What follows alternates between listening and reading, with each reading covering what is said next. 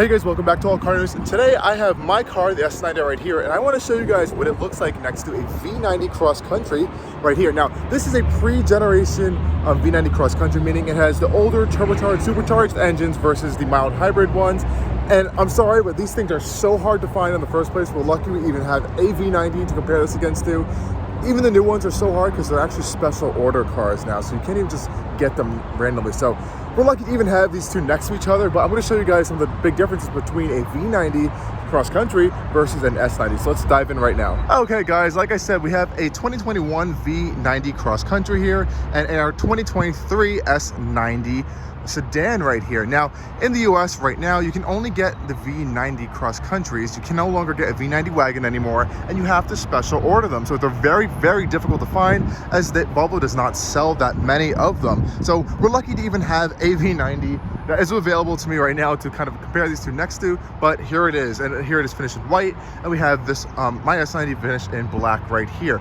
Now, since this is a 2021 model, it's not the newer V90 Cross Country, there are some things that are different that you'll actually find on my S90. This is a 2023, such as some of the trim pieces, wheel pieces, the interior technology, as well as some colors might be a little bit different. Otherwise, the chassis are pretty much the same, and though the big difference is that the newer V90s have the B6 powertrain. This has the old T6 powertrain, though my car has the B6 powertrain. So I'm sorry for these major differences, which I will explain in depth, but I just want to show you guys what these things look like next to each other, especially in terms of size. So one thing to note is that the S90 Sedan is actually about 5 inches longer than the V90 Wagon. This one's coming in around 200 inches long. The V90 Cross Country is around 195 inches long. So they're not the most different in terms of length and size. But the thing with the V90 is you are going to be prioritizing rear comfort and cargo room versus rear legroom, as you're going to find in the S90. So as you can see on the side profile of the V90 Cross Country, it looks more like a SUV kind of crossover, definitely with that increased ground height you have, and of course it is a wagon at the end of the day, so you have that wagon rear end. Though the big increase in space in the V90s is going to be in the trunk area. So when you open up the power trunk, you are going to get a huge amount of cargo space, which is really the big selling point here. And you can definitely see how much you can get, and then you can fold those seats down and get even more cargo space. I really like the cross country accent in the rear bumper as well. It's really cool looking, and of course you have a power trunk on your V90 Cross Country as well. Love those big signature Volvo taillights, really unique. And as I told you guys before, this one has the older T6 powertrain, so it's a turbocharged and supercharged gas engine under the hood, 2-liter 4-cylinder, powering all 4 wheels, and it makes around 316-ish horsepower. Now I have the newer generation B6 powertrain in my S90 over here. That's a 2-liter 4-cylinder turbo only, mild hybrid, but it drops the power to around 295, around 310 pound-feet of torque. Now I also have a power rear trunk, but obviously is nowhere near as big and spacious as that V90 gets. So you can pop open the trunk right here, and you can see this is still pretty big, but obviously nowhere near as spacious with that really tall roof line you get on the V90. But again, pretty nice. You can fold the seats down as well. But the S90 definitely emphasizes rear legroom, and as you can tell with those massive rear doors. So coming inside the S90, you can see all that legroom right here. Hopping inside even, this is my driving position, and I can still stretch out, which is really nice. You have this really elongated center console over here. And then of course we have those power rear shades. You get a power rear shade as well. Nice big center console. And the real cool treat is that the rear passengers get all the controls to move the front seats as well. So you can see this little joystick. You can push that front seat forward if you want even more leg room, which is really cool. And you have kind of master control over all rear windows, rear shades, as well as the big rear vent as well, which is really cool. Nice big panoramic roof, which also the V90 gets. You can see the newer generation touch lights, which we'll see, we won't see on the older V90, which just has a button. Not that big of a difference. And we have the front end over here. Again, it looks pretty much the same. It's just that my car has the newer Google-based entertainment systems, though if you do get a new V90 today, you will also get that built in as well. But again, up front, pretty much identical looking interior space. It's just really that whole back end area. You're gonna get more legroom in the S90 and then more cargo room in that V90. Let's go hop over back to the V90. I wanna show you guys the front end of it. So again, front face is pretty similar looking to my S90, though you are getting newer generation headlights over here, which the newer V90s do get. But I do really like this more unique front bumper styling they have over here. It looks really more aggressive, and those are unique to the Cross Country models. I really like these wheels on the V90 Cross Country. We do have the base wheels on my S90. I believe these you can actually get on the newer V90 Cross Countries. They just look a little bit smaller. One weird little tidbit. And if you do want a recharge plug-in hybrid powertrain model, you can only get that in the S90. The V90 Cross Country does not come offered with a plug-in hybrid powertrain in the US. You can only get it in the B6 powertrain, for a new one at least. And the older V90s also did not come with that recharge powertrain. Now, coming onto the interior, again, it looks pretty much the same as my S90 visually. Hopping inside before the wind kind of makes everyone go deaf. You will note that this one has the optional Harman Kardon system. You can get that on the S90. Mine just didn't have it. As the base audio system that you can upgrade to Harman Kardon, and there's the full-on Barris and Vulcan system you can get in the higher end trims. This is a pretty good system. It's a cheap option as well, so I would definitely recommend it.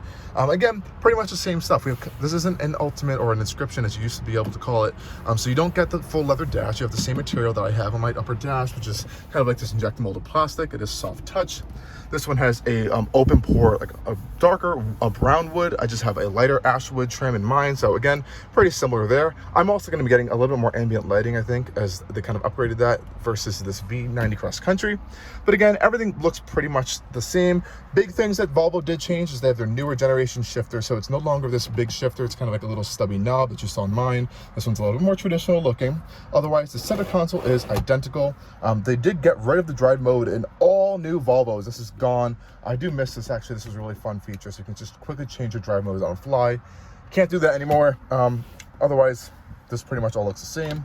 We also don't have USB-C ports in the V90 Cross Country. New ones, of course, do have it, but this pre-facelifted version does not, and that's just because the newer versions have that newer Google-based infotainment system. This is Volvo's older Sensus-based infotainment system. Looks pretty similar to the Google one, just a little bit different layout with some of the icons and stuff. Climate controls are a different layout as well, and it does have that built-in Google. That's also going to mean you have a different looking instrument cluster up here. So if I turn the vehicle on, this is the older style instrument cluster. Looks a little bit slow, if you can see the refresh rate sometimes, and of course the gauges are a lot bigger than the newer one, which mine I'll show you guys in a second. But nonetheless, I just want to show you those major differences. Otherwise, the gigantic frameless rear view mirrors are pretty much the same as in my models. This one has the older style button over here for the panoramic roof. Mine just has a scroll wheel, but again, pretty much the same stuff. Nice big panoramic roof for the interior. Really love that.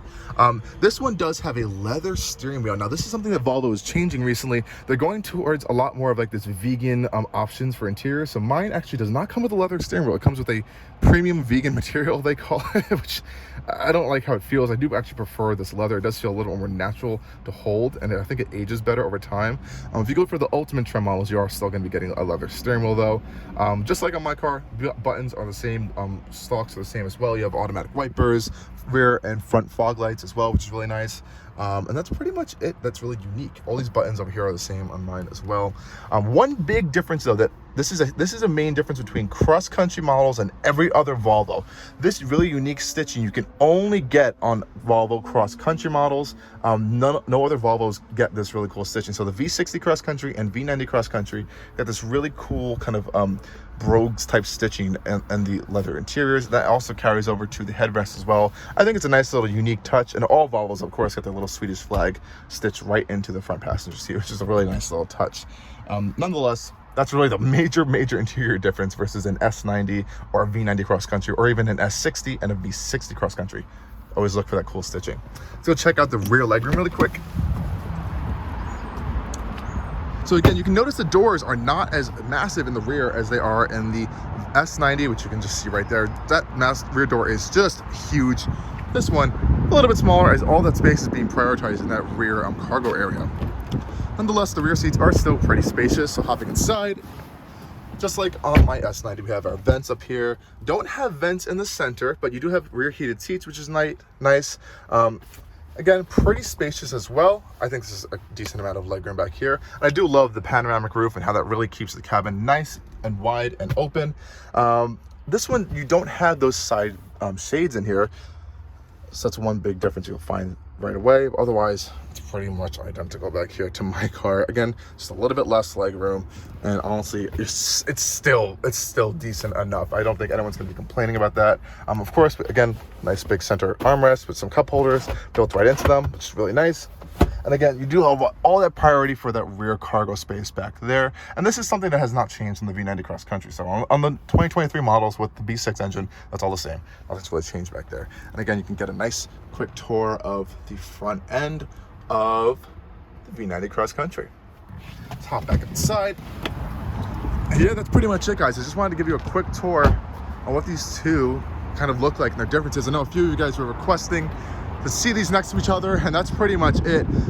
We'll see if we can take it on a quick little drive and show you the driving differences, even though I wouldn't really want to show you guys the differences between these two, because this one, they have completely different powertrains and they pretty much drive identical, just this one's a little bit raised higher off the ground. But nonetheless, thank you for joining me on this quick comparison video between my S90 and this V90 Cross Country, and stay tuned for a lot more coming from Allcarnews.